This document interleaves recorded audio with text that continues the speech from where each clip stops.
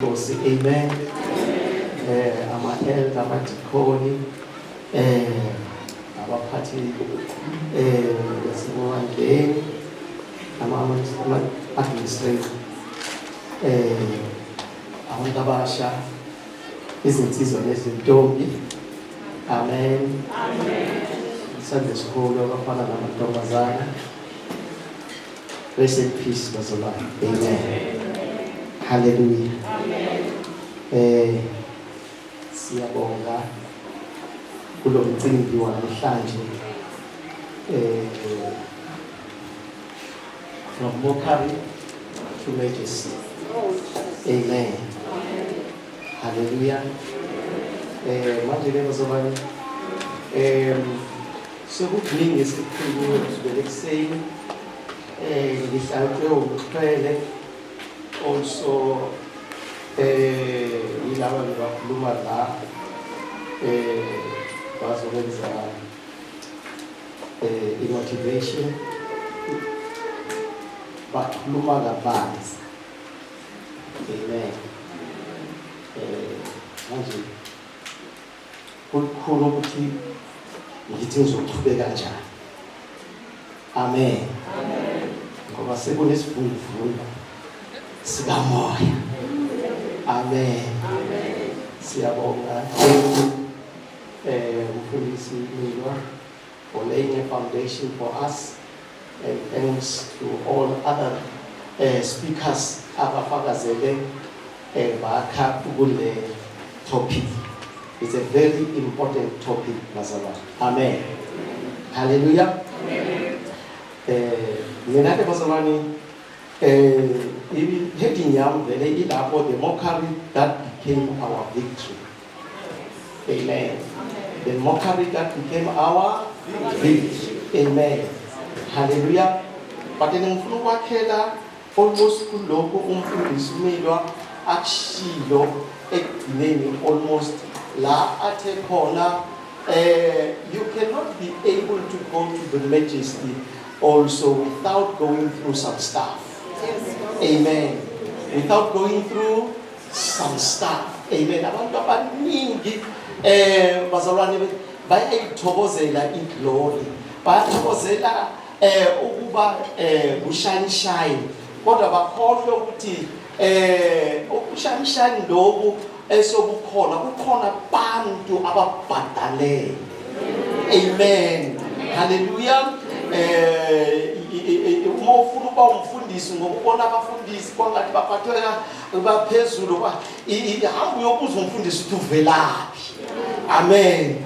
And so that uzobona ukuthi lokhu kushine lokhu enikubona la akusibo ubushine bokuzenzela kukhona la kuvela khona.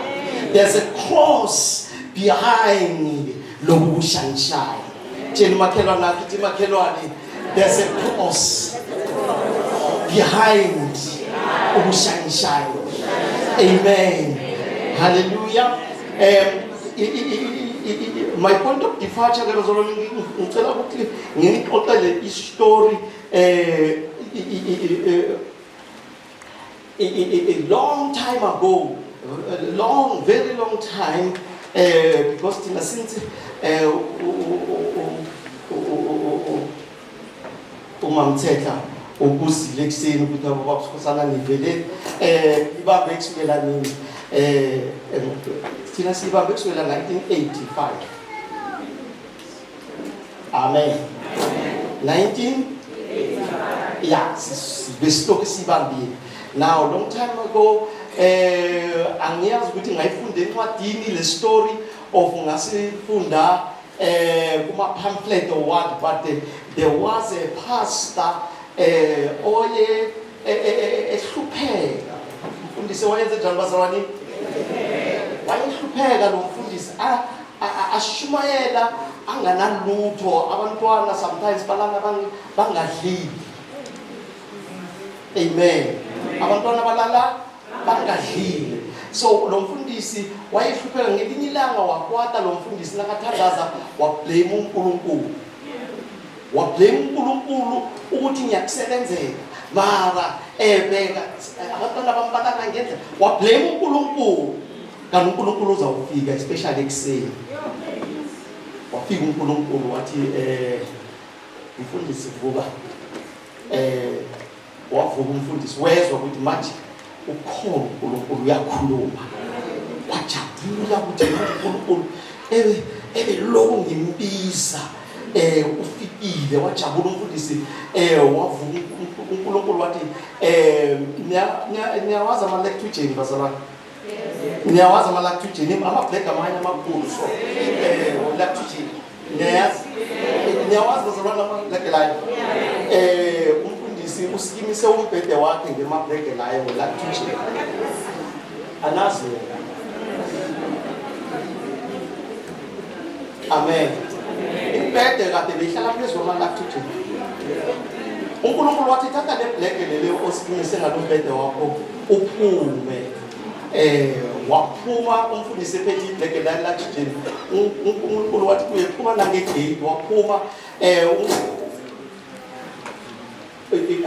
after amgqokisile athi uNkulunkulu gqoka uphume ngoba bekale waphuma nangegate wamusa endaweni la kuyi-cross la kudlula khona abantu abaningi wamusa lapho uNkulunkulu nakafika lapho wathi hlala phasi at the center of the cross wathi hlala phasi bekunehlabathi lapho wahlala phasi umfundisi sekazibuza ukuthi naye sekadisturbed athe enhle kanti sekwenzekani manje abantu bambonile aphuma neno wathi that lokho akunandaba ngithi noma ungaphuma uphethe iplastic whatwa mara immediately ufika at the center of the crossroad uNkulunkulu athi hlala phasi wahlala phasi umfundisi seziyakhishwa inyembezi uNkulunkulu wathi nikha ihlabathi uyithele ngaphansi kwaleli black amen wayikha umfundisi ihlabathi abantu sebaxakekile bayamazi lo mfundisi haleluya bayambona bathi and then namhlanje kwenzekani what's wrong umfundisi waza endleleni uyaloya wenzani at the center at the crossroad umfundisi sekayakhala izinyembezi eziyehla ngoba naye akazwisisi ukuthi kwenzekani kodwa uNkulunkulu lokho ikhale igcwalisa le hlabathi kuleli black umfundisi athi mara uNkulunkulu ngatamushilo ukuthi ubize nefosho ngifuna uyakhe ngezandla zakho uyigcwalisa wayikha umfundisi wayigcwalisa lakaqeda kuyigcwalisa uNkulunkulu wathi ithwale ehloko wayithwala ehloko uNkulunkulu wathi buyele ekhaya wabuyela ekhaya sekalandelwa abantu abacabanga ukuthi he is now mentally disturbed but share umfundisi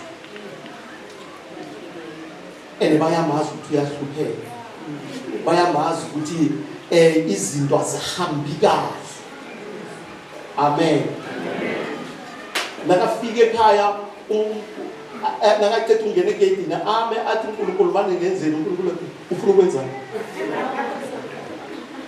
ngale nhlabathi atangazi uNkulunkulu ukuthi ngenzani uNkulunkulu wazihambela amen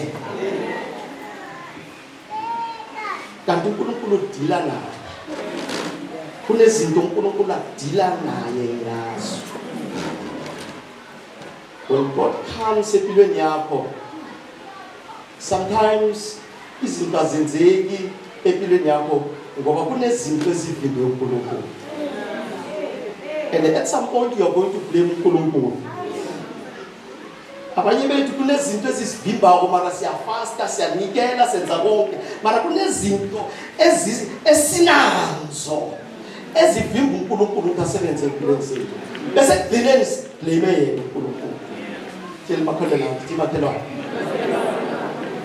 ublame uNkulunkulu yezinto ezingenzeki uke wazibheka wena na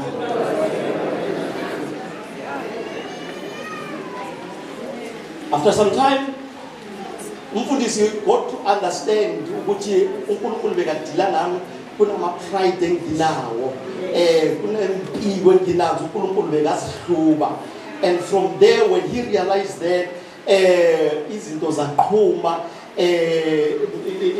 i-pamphlet leli or le ncwadi engayifunda ithi wabona ngeveni igcwele ilethe ifenishara ngoba bekanganafenishara behlala phansi. Labantu bafenishara bathi sithunyiwe ukuthi silethe ifenishara kule address kukhona umuntu oyibhadele cash esitolo wathi siyilethe la. Izinto zaqala zaguquka neministry yaba right. Wabona lo mfundisi ukuthi kusinezinto ezibezi wrong. uNkulunkulu wathi mangindlule kulesi siphambano ukuze lesi siphambano sisangulule ingqondo yami ngazi ukuthi ngiphethe umsebenzi oserious kaNkulunkulu noma ngithandaza ngingablame uNkulunkulu. Amen. From mockery, the mockery that became our victory. Now, having said Lord bazalwane, ufuna ukuba ne point of departure according to the scriptures. Hallelujah. According to the scriptures,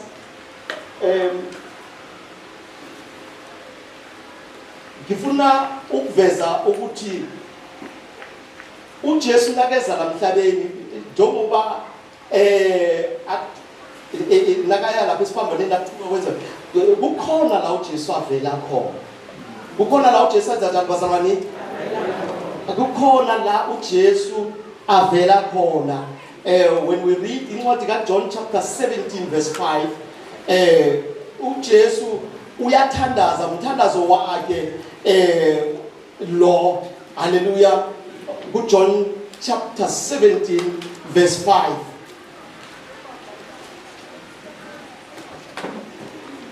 Ukhona uzosifundela masinyana.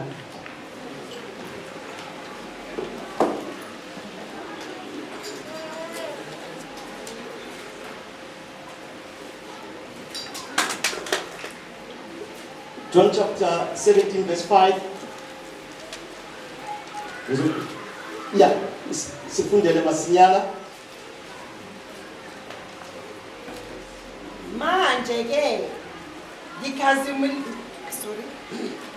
Manje ke ngikazimulise wena baba kuwe uqobo ngenkazimulo ebenginayo ngikuwe izwe lingakabikho.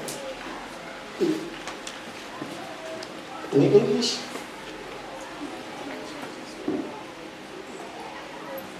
And now, Father, glorify in your presence with the glory I had with you before the world began. Amen. uJesu lo bazalwane. Hallelujah. uJesu sekafike yile lesi sikhathi athandaza ngaso ubhekene nesiphambano. Hallelujah. Ubhekene nani bazalwane nesiphambano. Uya kuphi bazalwane? Uya esiphambanweni. But then uJesu wants to remind uNkulunkulu ukuthi phela uNkulunkulu mina ngivela kuwe. And it is now about time ukuthi ungikhazimulise. Lalela bazalwane ngifuna uyibambeka. uJesu uya kuphi bazalwane uJesu? uJesu uyazi ukuthi uyokhafulelwa. uJesu uyazi ukuthi uyoshaywa. uJesu uyazi ukuthi uyothwaliswa umqhele wameva. Ngiyangizwa ke bazalwane. Kodwa uJesu uthini? Uthi ngikhazimulise. Ngenkazimulo ebenginayo uma nginawe la ngivela khona. Ngiyangizwa bazalwane. uJesu lo ukhuluma noNkulunkulu uthi uNkulunkulu ngifuna ungikhazimulise. It is about time ukuthi ngoba zonke izinto othe ngizenze sengizenzile kuselenaya kodwa manje ngikhazimulise. Ngala ngikhazimule benginayo nawe. That means bazalwane uJesu uyazazi ukuthi uvelaphi. When uyazazi ukuthi uvelaphi Bible lithi bazalwane uma uNkulunkulu adala uthi masenze umuntu ngomfanekiso wethu asifuze. Ufanele uzazi nanoma impilo inzima kangakanani, nanoma empilweni yakho udlula ewudisini obungangani, where you are about even to blame uNkulunkulu, ufanele uzazi ukuthi uvelaphi. Awuvele emfeneni. uNkulunkulu sangathi asenze umuntu ngemfanekiso wemfene, azangathi asenze umuntu ngemfanekiso wegundwane, azangathi senze umuntu ngomfanekiso kampopoloza ukuze sitinyele abanye abantu. Kodwa uNkulunkulu uthi asenze umuntu ngani bazalwane ngomfanekiso wena ufuze uNkulunkulu. Hallelujah. So uma uJesu athi ngikhazimulise baba ngalo ngikhazimulebe nginayo, nawe uma ubhekene nesikhathi lesa sinzima kangakanani ufanele ukukhumbula ukuthi uvelaphi. You must know where you're coming from. And understands efanele usithathe ngoba uzazi ukuthi uvelaphi. Yes. Akusiyindlala. Abanye abantu bahlukukiswa yindlala. Abanye abantu bahlukukiswa ungabi nawotho. Haleluya bazalwane. Ungumfanekiso kaNkulunkulu. Amen. Amen. Ungumfanekiso kaNkulunkulu.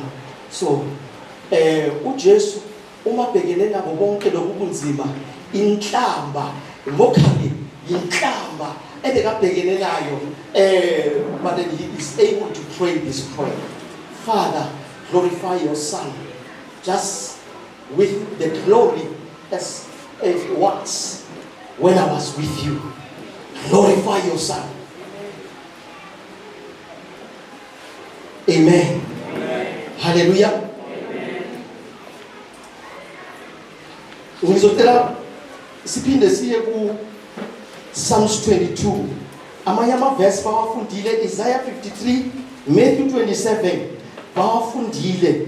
Ngicela ukuthi siye ku Psalms 22 and bese siqale ngokufunda uHebrews 2 verse 14. Ngifuna siqale ngokufunda uHebrews 2 verse 14.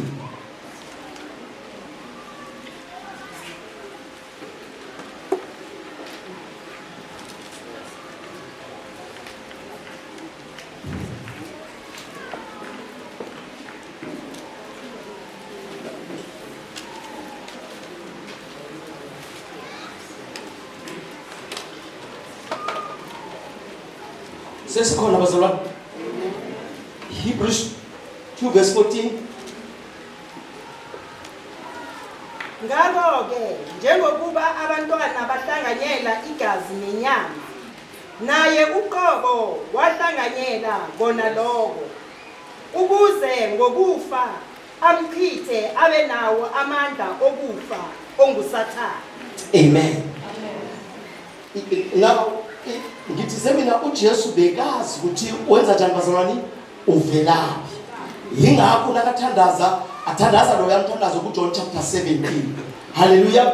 Kodwa uPaul uyayichaza ke le ndaba la ku Hebrews uthi lo mbhali ka Hebrews uthi uJesu kwakumfanele ukuthi ahlanganyele nathi.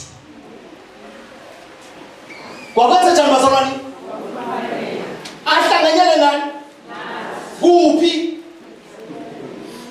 Kule overall esinayo nathi yegazi nenyama. Kwakumfanele uJesu bazalwane, kwakufanele ukuthi eze emhlabeni. And ukuza kwakhe it was already declared ezulwini ukuthi he is coming to die. Lalela la mntaka baba. Wonke umuntu emhlabeni kahle kahle uma azalwa, uNkulunkulu his intention was not for a man to die. It was not any one of us bekungena umuntu olidalelwe ukuthi agule ahlupheke. It just happened in Genesis 3. It just happened where was Ronnie? It just happened in Genesis 3. And we found ourselves kulezizimo esikuzo. But then uNkulunkulu zangafuna ukuthula athi ayibazazizwa ngabatshela. uNkulunkulu bakana kusho kalula lokho. Hallelujah. Mara uNkulunkulu wathi no, angikwazi ukuhlala. uJesu wathi I'm going there. And mina ke ngiza emhlabeni with the declaration yokuthi ngizokufa. I must die. And iBhayibheli lithi ngibazalwane ukuze anqobe loyo oyisiphathimandla sokufa uSathane. That means bazalwane there is no any other way la uNkulunkulu bekamnqoba khona uSathane ngaphandle kokufa. It was only through death uSathane will be defeated. It was only through Jesus suffering for the devil to be defeated. It was only through Jesus' mockery for the devil to be defeated.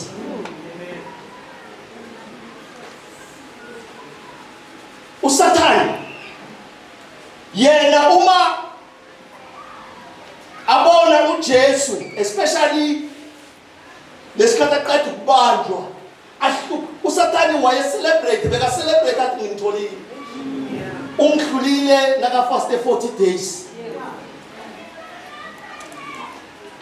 Ngathi yenza lokhu wangihlula ngamaverse, ngathi ngiyamkhothela amaverse wangihlula and then ukhamba avusa abantu ukhamba wenza mara manje ngitholile.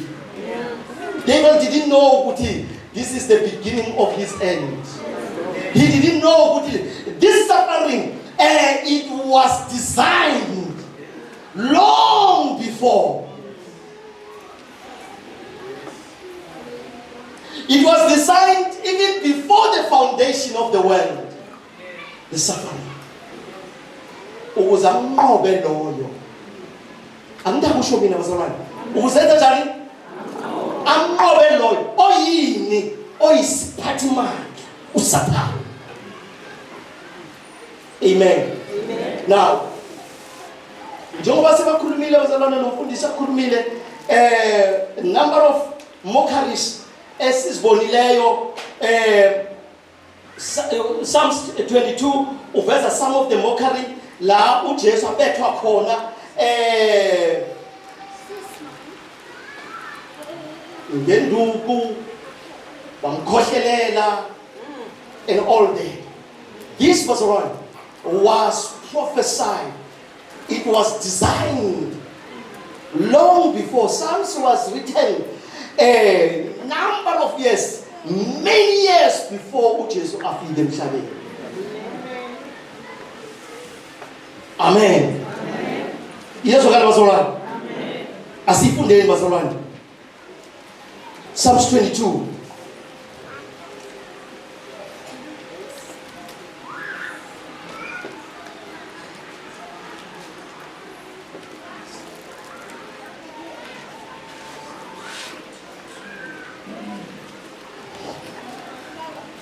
Sifikile ku Psalms 22.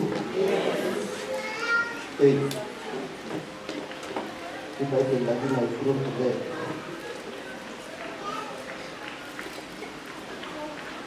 Asifundeni ke bazalwane from verse 1.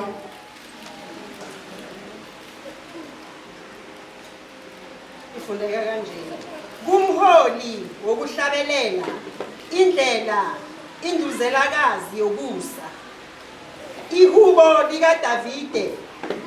Nkulunkulu wami, ungishiyelani na? Ukude namazi okububula kwami nokusindiswa kwami. Verse 2. Nkulunkulu wami, ngikhala emini, kepha awuphenduli, nasebusuku ngingabi nokuthula. Verse 3. Amen. In English version, verse 1. Verse 3. Verse 3. Kepha wena ungongcwele ohlezi esibongweni kepha wena ungongcwele ohlezi ezibongweni zika-Israyeli. Verse 4. Obaba bethu babengakwethembi, babethemba wena wabakhulula. Amen.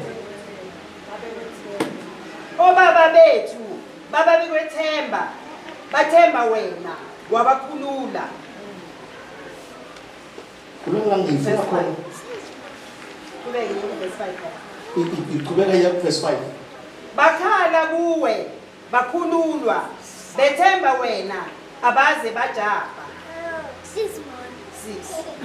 Kepha mina ngiyimpethu, angisiye umuntu, ngiyisithuko sabantu, ngiyisidelelo, ngiyindelelo yabantu. Ithome phansi, funda khona la. Ithome phansi kodwa kepha mina ngiyini? Kepha mina ngiyimpethu, angisiye umuntu, ngiyisithuko sabantu, ngiyindelelo yabantu.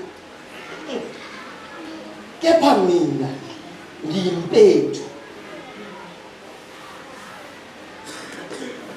uJesu at the time la le bazalwane is prophet. Yini bazalwane? And huyu Jesu, it's Psalms 22 la bazalwane. Huyu Jesu okhulumayo. You see, uJesu drawya this history. But makafika la uziveza njengento engeke. Ngiyayazi impethu bazalwane. Uthi mina ngiyimpethu. Ekaleni lapha bazalwane. Uverse 1 uJesu uveza ukuthi this is a psalm ehlangana exactly namazwi uJesu wakhuluma athi Eloi Eloi lama sabakthani. Nkulunkulu wami ungishiyela. Usathi uthi ungishiyelani Nkulunkulu. Amen. Bese afika athi ngiyimpethu. I am a worm. You know a worm bazalwane? Who admires a worm? Ngubani ohlonipha isibungu? Isibungu bazalwane siyanyanyeka. Uma ungafika la kunempethu khona eziningi uyanyanya ngoba uyazi ukuthi kunento ebolile la. So uJesu uthi kepha mina ngini hayi ngoba yena asho ukuthi uyimpethu. But then bazalwane, it is the way abantu. It is the way abantu lesikhathi ngoba angeke ukhafule umnganyeni. uJesu lesikhathi abetha ezini abantu bamkhafulela bebakhafula ngoba banyenyile ngoba babona ini impethu. They were seeing something that was not desirable. What Isaiah 53 I was not desirable to people.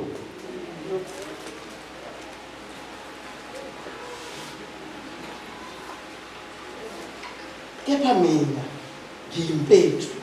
Enye ithini? Bese ithini? Khona la. Kepha mina ngiyimpethu, angisiye umuntu, ngiyisithuko sabantu, ngiyindelelo yabantu. I am a mockery before people. Angimuntu walutho. When people look at me now and listen to this bazalwane, this is not long. When Jesus was walking among them, when they were sick, he healed them. When they were blind, he opened their eyes. Uma bafelwe, uma uJesu ahlangana nomngcwabo, kunonkosikazi oshonelwe yindodana, laba yakhona engcwabeni, uJesu uthi awustop lo mngcwabo. This woman cannot bury his son. And the Bible says it was not only his son. This woman cannot bury his son. Uthi vulani le casket. And when they opened the casket, uthi wena ndodana rise, avuke. It was not long when they saw uJesu avusa uLazaro kwabafileko amiza ngezwi. Yes, Lord. And now, what are they saying? They're looking at him, but he was able to save others. Now let him save himself. Akasilu.